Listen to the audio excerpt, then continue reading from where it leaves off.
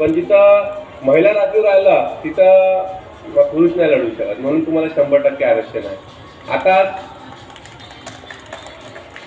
महिला दिनानिमित्त हेच सांगतो की जसं आता आमच्या आवडेताईंनी सांगितलं की महिलांना प्लॅटफॉर्म भेटायला पाहिजे. आम्ही तुम्हाला प्लॅटफॉर्म द्यायला तयार असेल. युवा युवती दिसत आहे ज्यांना प्लॅटफॉर्म देण्यासाठी लोक तयार असतात, पण त्यांच्यात एक इच्छा राहिली पाहिजे. महिलांनी समोर येऊन राजकारण द्यायला पाहिजे. महिलांनी समोर येऊन समाजात येऊन समाजकार्य करायला पाहिजे.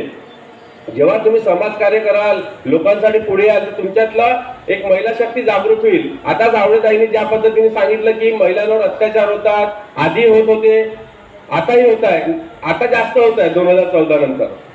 आता जरी ते 1500 रुपये लाडक्या बहिणीने देऊन आपल्याला लाडक्या बहिणीला दिलं, पण फ्युचर्स बनवलं. किती महिने 5-5, 6-6 महिने पैसे येत नाही. आता इलेक्शन आहे जिल्हा परिषदेचे, आता येणार वाटते हो राजू भाऊ. तर कसं आहे, महिलांवर अत्याचार आताही होत आहे, पण मीडिया दाखवत नाही आहे. आता ते कोणता इथं झाला होता महिलांवर, ते जेव्हा पूर्ण देश पेटवून उठला होता, तर नाव विसरलो आपल्या देशात, मणिपूर. हा, सरपंच ताईला आठवण आहे. आता तुम्ही सांगा, मणिपूरवर कोणता देशाचा नेता बोलला का? नाही बोलला. म्हणून आजही आवडेताई अत्याचार सुरू आहे. जर महिलांना जर खरंच पुढे काम करायचं असेल तर मी खरं नाव सांगू का? आवडेताई सारखं.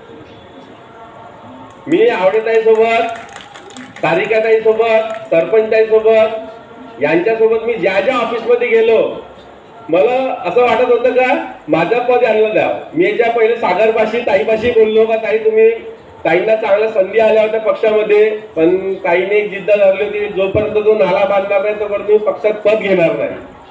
हे तुमच्या प्रभागातल्या लोकांसाठी त्यांनी तर तेवढं मोठं पद, महिलांचं तालुका अध्यक्ष पद मिळणं काही साधी गोष्ट नाही, तेही राष्ट्रीय काँग्रेसमध्ये. ताईंना 2-2 वेळा खासदार मॅडमकडून ऑफर होती, लेटर तयार होतं सागर. ताईंना खासदार ताईंनी पण वहिनींनी बोलल्या की ताई तुम्ही पद घेऊन घ्या, नंतर त्या पदाला चांगला तुम्ही न्याय देऊ शकता. पण त्या ताईचं आवडेताईचं एकच म्हणणं होतं, जोपर्यंत ताई तो नाला होणार नाही तोपर्यंत मी पक्षात पद घेणार नाही. अशा महिला पाहिजे, याला सक्षम महिला म्हणतात. आणि मी आता त्यांच्या वार्डात आलो, त्यांनी कार्यक्रमाला बोलवलं म्हणून नाही, मी यांचं उदाहरण दुसरीकडे पण देतो. कारण की जेव्हा जेव्हा या प्रभागात मला आठवते संकटाचा वेळ आलेली आहे, तेव्हा आवडेताई सरपंच ताईच समोर आलेले आहे. आता त्या सरपंच असल्यामुळे प्रथम नागरिक आहे, त्यांना यावंच लागतं. पण सॉरी, आमच्या प्रधान दुसऱ्या वाढून मला वाटते लक्षच नाही. रंगारी ताई या डेंजर आहे बरं, ह्या खूप डेंजर आहे. भांडते माझ्यासोबत, कामगिरी नाही करून दिलं यांचं कोणतं नाही बोलत म्हणते, भाऊ म्हणते तुमच्यासोबत आमचं काम नाही करून दिलं. तर अशा महिलांना तुम्ही नेहमी साथ द्या. मी आवडेताई विषय याच्यासाठी सांगत आहोत की आपण देशाच्या, आता कशाला म्हणजे इंदिरा गांधीजीवर बोलू, मी मदर टेरेसावर बोलू, ज्यांनी तुम्हाला न्याय मिळवून दिला, सावित्रीबाई आहे आमच्या, त्यांच्याविषयी बोलण्यापेक्षा मी आवडेताई विषय याच्यासाठी सांगितलं तुम्हाला की तुमच्या वार्डातले जेव्हाही कोणते छोटेसे प्रॉब्लेम असो, नाली असो, साफसफाई असो, तो नाला असो,